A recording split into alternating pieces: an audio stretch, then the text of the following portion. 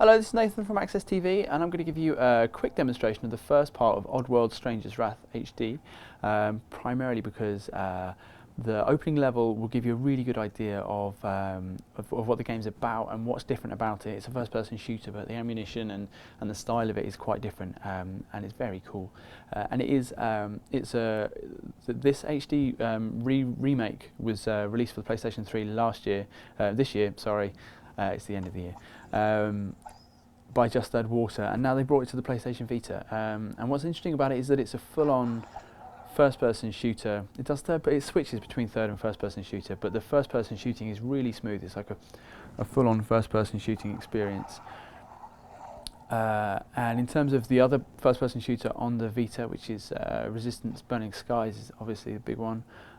This feels, if anything, like a more complete and a more natural fit for the system. The way the touchscreen controls work with the unique ammunition system of Stranger's Wrath is very cool, and it's one of the things I wanted to show you in this video.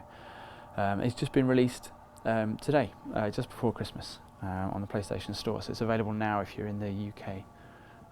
This intro sequence it's like very much in keeping with the Oddworld style. It's quite funny. Lots of odd characters with strange faces and big eyes. And what it does more than anything is introduces to the stranger himself. He's being chased by this lumbering rifleman. And the stranger is he's like a take on the Clint Eastwood character from Sergio Leone's Dollars trilogy, the Man with No Name. He's sort of a gruff bounty hunter who doesn't say very much, excuse the dimming there, sorry. And he's got a cool hat and a very cool weapon, and when he does say stuff it sounds amazing. And that's, yeah, I think they were quite open about the fact that he was basically a version of that character in giant cat form. A lot of the characters, I think it's been commented on before, a lot of the characters from this, they look like they could step right into the Johnny Depp movie Rango with the lizard, which is also a western. Yeah, so this intro sequence just introduces us to the character of the stranger and what he does, which is hunt bounties and not use guns.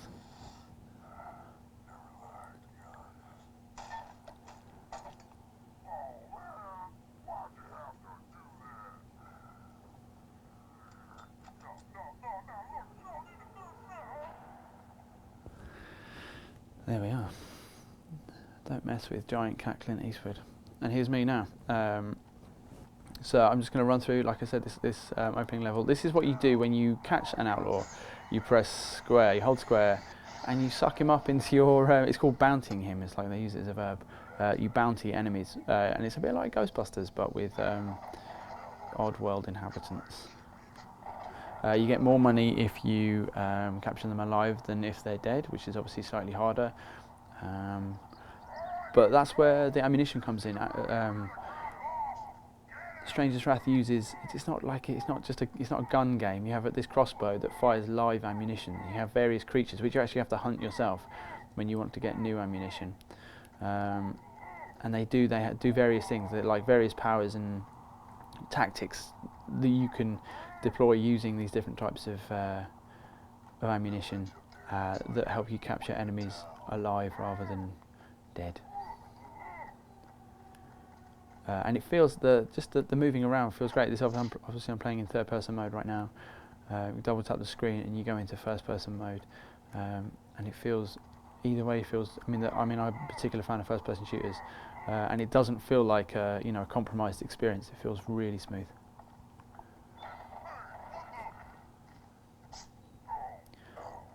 You cheeky monkey. The other thing I really like is to get your health back, you press triangle and you just shake it off, like Clint Eastwood would do. It just sort of stands up and goes, oh, it doesn't hurt anymore. Open the door. Now I'm going to beat that man up. I'm going to suck you into my tube, you fool. Shut up and get hoovered.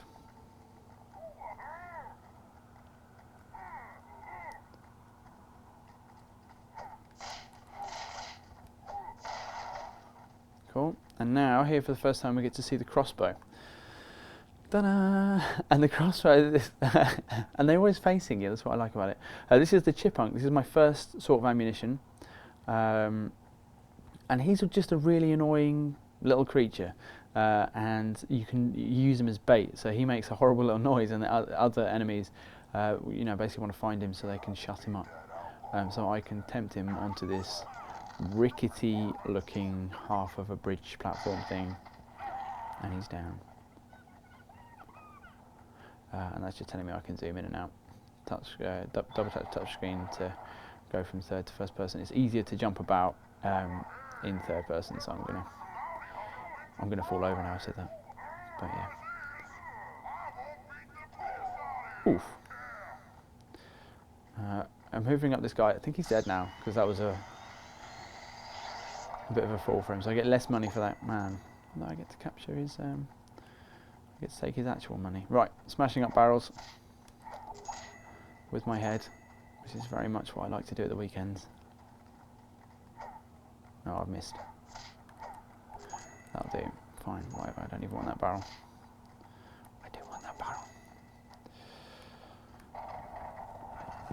As I progress through this opening tutorial, I'm going to get various different ammo types, and I will explain how to use them.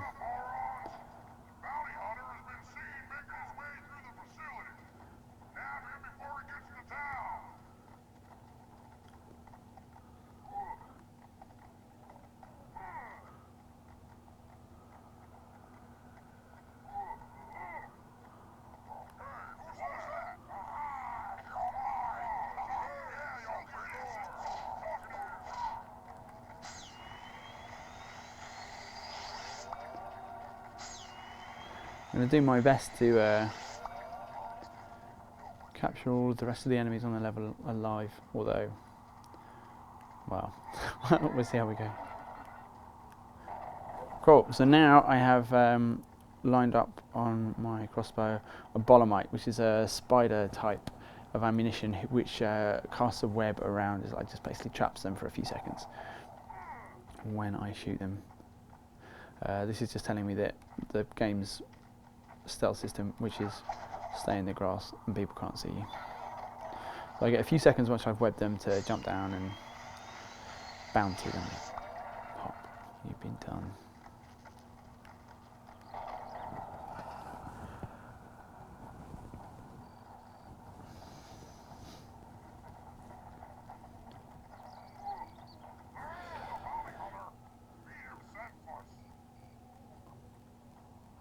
Okay. So slightly a bit more complicated this time. The tutorial just wants me to lure them one at a time round to the corner and then to web them up. So I need to jump back into first person view by tapping the screen. Use my left trigger to fire a chipmunk. Lure a man around, web him up.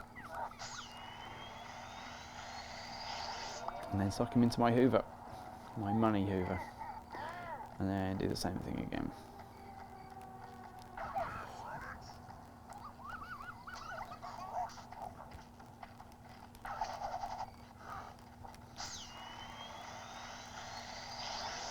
Cool.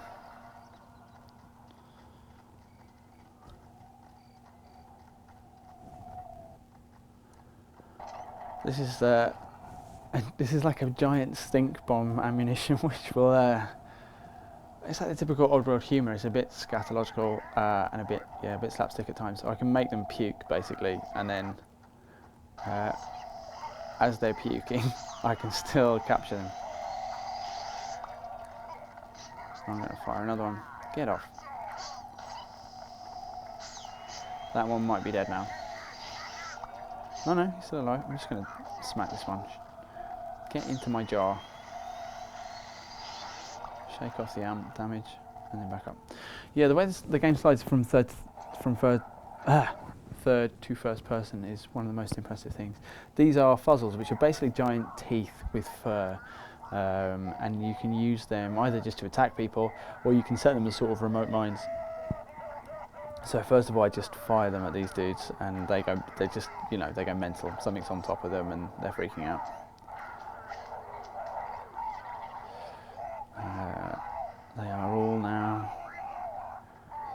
think they're going to drown. Yeah, they've turned into money. That's never a good sign. The coroner's report. Victim had turned into money. And now I get a chance to use the fuzzles as more as mine, so I can set them as, so I jump into first person mode, I can use them. There's going to be someone coming through this door in a second, and I can just set them up so that when he comes through, the first thing that he sees are these guys. And you can see what happens to them.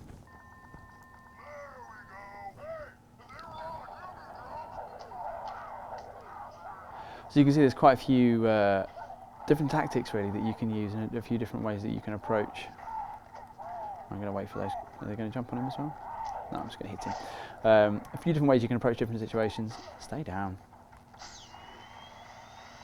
And lots of ways in which your living ammunition, you know, can help you get through without killing anyone. And also, I just like that it's a first-person shooter, which isn't, you know, limited to just how realistic can we make our AK-47, and you know how quickly the bullets go and how fast you're dead. It's like it's got some imagination. It still feels smooth and really hefty, but it's just a bit different. We are now I've got the zap fly, which is actually the ammunition you use to capture other ammunition. And here you can see the ammunition select screen. You can load up two different types of ammunition. You can two different strategically useful bits of ammunition on either side of your crossbow. And here it's just dead easy just to flick through them, like using the Vita's touchscreen. So I'm going to use the zap fly on one side, which is like a infinite ammo machine gun, and I'm going to use a bottom on the other one because I like tying people up. I'm going to jump back into first person view. Once you do that, the zap fly will actually start charging up, which will obviously deliver a powerful attack, but also can overload various switches and things. So now here you see animals, your ammunition types in the wild, and I've got just a little mission here just to go searching for some. So you shock them, just walk over them, you collect them. So now I need a stunks. I just need to keep looking for them. I'll grab him just in case. There's a bolomite. They are not stunks. Where are they?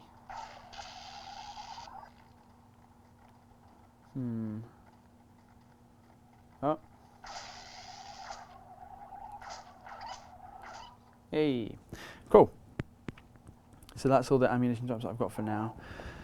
Pathway to town has now opened up, so if I jump back into first person view, my zap fly will start charging up, which is always a handy thing. I think it's like basically that's the default one that you're going to want on most of the time.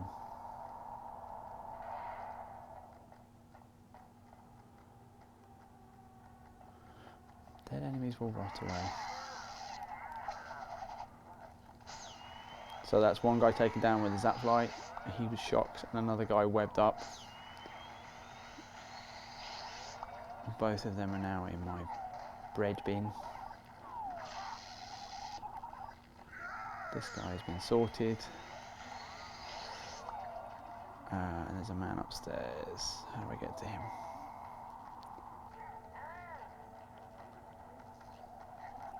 Actually find it a bit easier to move around in first person. He's behind me, isn't he? Yes. Whoops! Did I blow that man to pieces? Yeah, never mind. He was very slightly dead.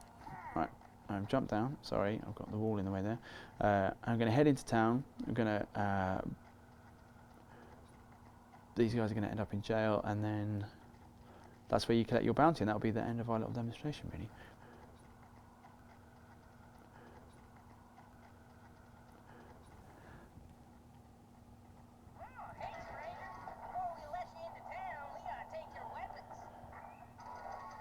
It's a very wise move given what I'm about to do. Cool, so that's Stranger's Wrath HD, which is really, really good. And like I say, I sort of unexpected. I didn't realise it was coming out on the PlayStation Vita. Now that it has, I advise everyone to at least have a go of it. It's different to what else is out there, and it's like a full, proper first-person shooter. And like I say, a bit different to other things that might be currently available.